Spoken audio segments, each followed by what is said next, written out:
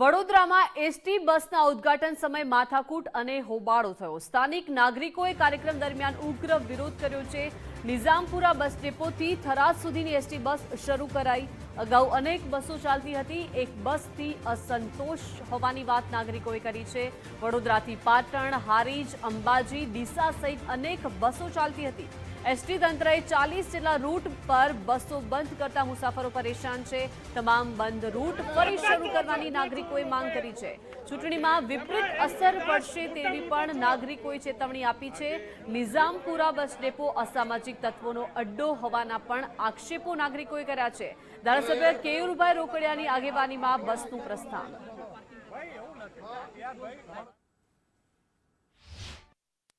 ખેડાની છે ખરેખર આ બસ ના હોવી જોઈએ। ઉત્તર ગુજરાતવાળા માટે જો બસો આ જતી હોય અહીંથી મારું એવું માનવું છે કે બસ ફૂલ પેક જ જવાની છે જે બસો જાય, કારણ એટલા રહેવાસીઓ છે। આ બસ એક્સપ્રેસ હાઈવે જવી જોઈએ। એક્સપ્રેસ હાઈવેથી મહેસાણા, મહેસાણાથી લણવા, લણવાથી એ બસ જવી જોઈએ રણુજ, રણુજથી સંખારી થઈને પાટણ। તો આજુબાજુના વિસ્તારના જેટલા નાગરિકો છે એની અંદર સમય જાય। બીજી બસ જવી જોઈએ ચાણસમાં થઈને જવી જોઈએ, ચાણસમાંથી પાટણ જવી જોઈએ। ત્રીજી બસ ઊંઝા સુધી જાય, એને સિદ્ધપુર સુધી લંબા, પણ સિદ્ધપુરની બસો તો મારું એવું માનવું છે કે એક્સપ્રેસ હાઈવેની બસો તો વધારે છે, પણ આ જે ઇન્ટરનલ રૂટ છે પાટણવાળો રૂટ એની બસો બહુ ઓછી છે। અને આ જ બસો હતી એ આ લોકોએ રૂટ ડાયવર્ટ કર્યો હતો અને બંધ કરી હતી। 5 વર્ષ પહેલાં નિઝામપુરા ડેપો બસોથી ધમધમતો હતો। ઉત્તર ગુજરાતની બધી બસો 40થી 45 બસો અહીંથી જતી હતી અને આવતી હતી। આજની તારીખમાં એક પણ બસ અહીં આવતી નથી કે જતી નથી।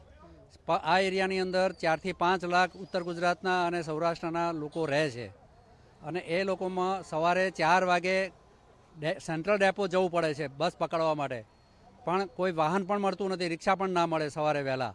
તો આ પબ્લિક એટલી બધી આક્રોશમાં છે કે અને બધાની વિનંતી છે કે આ ડેપો ઉપરથી બધી ઉત્તર ગુજરાતની બસો ચાલુ થાય વહેલી તકે।